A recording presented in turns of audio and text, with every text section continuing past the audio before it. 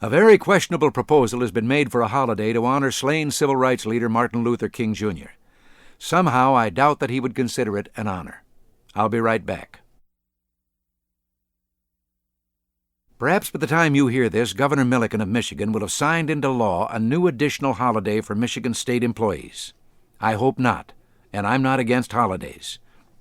Michigan State Senate has voted to change the official observance of Dr. Martin Luther King's birthday from the Sunday nearest to January 15th to a working day the Monday nearest that date. This would apply to state courts and banks. It seems that in our increasingly government-controlled economy, banks in Michigan are subject to unusually tight controls. It's a natural assumption in the Wolverine state that the holiday would apply to other state employees as well. One senator, Jack Welborn, stood alone in opposition to the plan. It took courage because obviously he would appear as a callous individual opposed to the idea of honoring the slain Reverend King.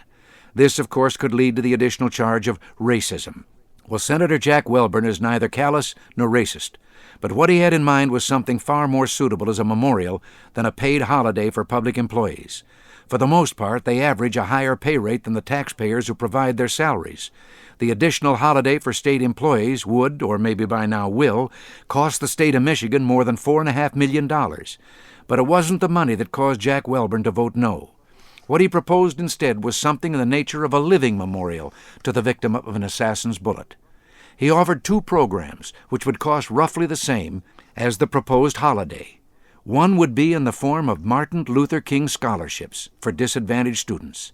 The other would fund an institute to study nonviolent, put the emphasis on protest activities so that maybe one day we can find an answer to senseless and tragic killings. The value of the first is obvious, and certainly the second is appropriate, considering the manner in which Dr. King lost his life. Welborn also pointed out that middle-class state employees vacationing at the expense of hard-working citizens, some of whom are low-income laborers, is hardly a fitting way to honor someone who gave his life in the cause of social justice for the disadvantaged. State Senator Jack Welborn was alone, not only in his no vote against the holiday, he was also alone in his proposal for the scholarships and the study program. And in my opinion, he was certainly alone among his colleagues in the Michigan State Senate in the exercise of common sense.